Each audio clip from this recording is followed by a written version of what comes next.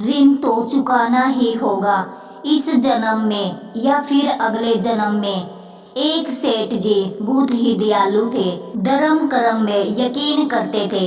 उनके पास जो भी व्यक्ति उधार मांगने आता वे उसे मना नहीं करते थे। सेठ जी मुनीम को बुलाते और जो उधार मांगने वाला व्यक्ति होता उससे पूछते कि भाई तुम उधार कब लौटाओगे, इस जन्म में या फिर अगले जन्म में। जो लोग ईमानदार होते वो कहते सेठ जी हम तो इसी जन्म में आपका कर्ज चुकता कर देंगे। और कुछ लोग जो ज्यादा चालाक व बेईमान होते वे कहते सेठ जी हम आपका कर्ज अगले जन्म में उतारेंगे। और अपनी चालाकी पर वे मन ही मन खुश होते कि क्या मूर्ख सेठ है, अगले जन्म में उधार वापसी की उम्मीद लगाए बैठा है।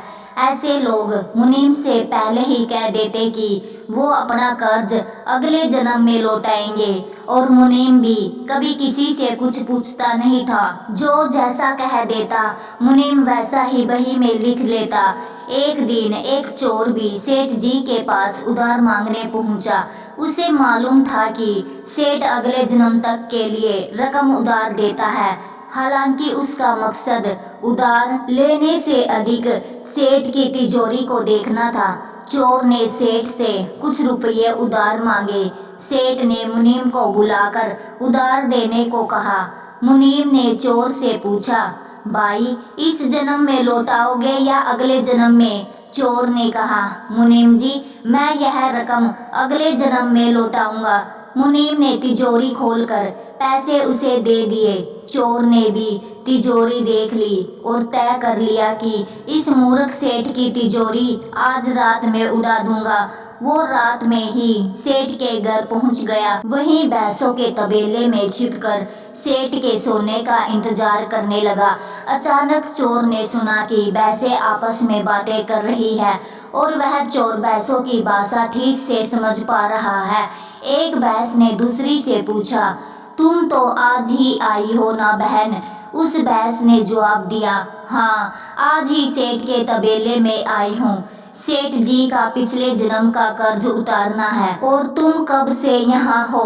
उस भैंस ने पलट कर पूछा तो पहले वाली भैंस ने बताया मुझे तो 3 साल हो गए हैं बहन, मैंने सेठ जी से कर्ज लिया था यह कहकर कि अगले जन्म में लौटाऊंगी। सेठ जी से उधार लेने के बाद जब मेरी मृत्यु हो गई तो मैं भैंस बन गई और सेठ के तबेले में चली आई। अब दूध देकर उसका कर्ज उतार रही हूँ। जब तक कर्ज की रकम पूरी नहीं हो जाती तब तक यही रहना होगा। चोर ने जब उन भैंसों की बातें सुनी तो होश उड़ गए और वहां बंदी भैंसों की ओर देखने लगा। वो समझ गया कि उधार चुकाना ही पड़ता है, चाहे इस जन्म में या फिर अगले जन्म में उसे चुकाना ही होगा।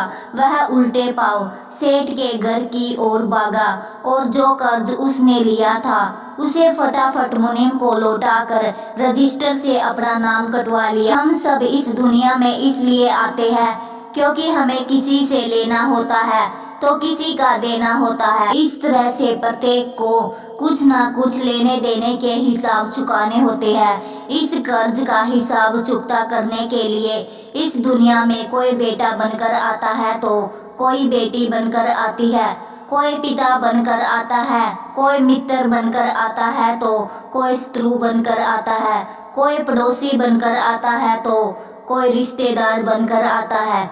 चाहे दुख हो या सुख हिसाब तो सबको देने ही होते हैं। आशा करती हूँ कि आपको यह कहानी पसंद आई होगी। अगर कहानी पसंद आई है तो चैनल को लाइक और सब्सक्राइब करें। धन्यवाद।